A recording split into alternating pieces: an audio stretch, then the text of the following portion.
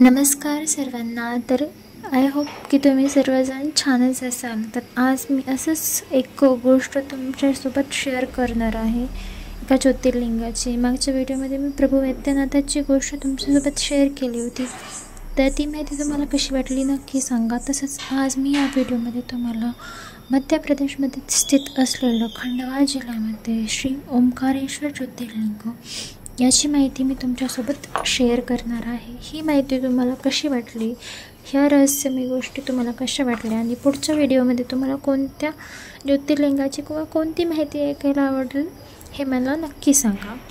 चल काही वेळ न वाया घालता आपण व्हिडिओला सुरुवात करूया। तर ओम नमः शिवाय सर्वांना। तर ओंकारेश्वर भगवान हे एक स्वयंभू शिवलिंग आहे, जे स्थापित नसून ते प्रकट झालेलं शिवलिंग आहे असं म्हटलं जातं। प्रभू रामांच्या जन्मापूर्वी 14 पिढी अगोदर मांधाता नावाचा राजा होता। ह्याचं वर्णन श्री शिवमहापुराणमध्ये वर्णित केलेलं आहे।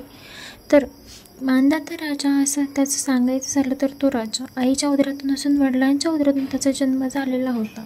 त्याच्या तपश्चर्येतून या श्री प्रभू ओंकारेश्वर यांचं स्थापित म्हणजे प्रकट झाले होते। तर ज्या प्रकारे ओम अक्षर मुख्यमध्ये यह तीनो एका ओंकार असं म्हटलं जातं, जय शिव ओंकारा असं भगवान शिवांच्या आरतीमध्येही उल्लेख केला जातो। तर एकाच वेळी ब्रह्मा विष्णू महेश यांच्या स्वरूपात हे लिंग प्रकट झालेलं आहे। येथे असलेले आजही येथे तो दिवा सुरू आहे, अखंड दिवा सुरू आहे, ज्यामध्ये एक नसून 2-3 वाती जळतात। त्या अखंड ब्रह्मा विष्णू आणि महेश यांचं प्रतीक मानलं जातं। आणि ही खूप तुम्ही बघत असाल प्रत्येक ठिकाणी की सहसा दिव्यामध्ये 2 वाती असतात, पण तुम्ही जेव्हा ओंकारेश्वर यांच्या दर्शनासाठी जाल तर तेव्हा तिथे तुम्हाला दिसेल की येथे तो प्राचीन दिवा आहे, ज्याच्यामध्ये 3 वाती जळतात आजही। प्रभू श्री ओंकारेश्वरच्या मंदिराच्या पाठीमागे 7 किलोमीटरची परिक्रमा मार्ग आहे, जो की नर्मदा परिक्रमा असंही म्हटलं जातो। तो पण ओम आकृतीचा आहे। हे ऐकून तुम्हाला आश्चर्य वाटेल, पण जेव्हा तुम्ही जाल, जेव्हा तुम्ही तिथे जाऊन तिथल्या लोकांची विचाराल, तेव्हा तुम्हाला समजेल की ते ओम आकाराचं आहे। ज्या पर्वतातून आपण ओंकारेश्वर प्रभू यांचं दर्शन घेतो, तो स्वतः पर्वत शिवलिंग आकृतीचा आहे आणि त्याच्या चारी बाजूला नर्मदा आई ह्या जलधारीचं म्हणून काम करतात। भगवान शिवांची ही आरती शयन आरती 12 ज्योतिर्लिंगामध्ये प्रत्येक ज्योतिर्लिंगामध्ये होते, पण भगवान शिव आणि पार्वती आई हे शयन करण्यासाठी आराम करण्यासाठी जर कुठे येत असतील तर ते श्री ओंकारेश्वरच्या येथे येतात। त्यासाठी येथे रोज शयन आरती झाल्याच्या नंतर सारीपाट तसेच बिछाना हे असा मांडला जातो, जो की सकाळी पूर्ण बिछाना किंवा सारीपाट हा खेळलेला आजही तिथे दिसतो। जेव्हा तुम्ही बघाल दर्शनाला जाल तेव्हा तुम्ही बघून आश्चर्य वाटेल तुम्हाला, पण आजही त्यामुळेच नित्यनेपाने इथं सारीपाट शयन आरती ह्या सगळं केलं जातं।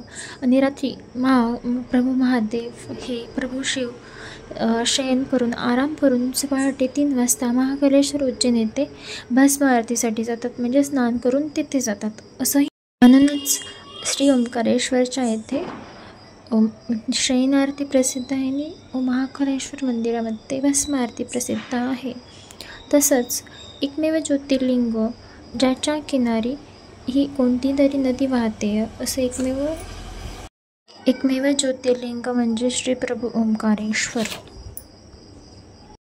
ही माहिती तुम्हाला कशी वाटली, ही पूर्ण मी स्वतः अभ्यास करून श्री शिवमहापुराणचा करून त्यातून सांगितलेली आहे। यामध्ये पूर्ण तत्वात आली माहिती आहे। ही माहिती तुम्हाला कशी वाटली मला नक्की सांगा।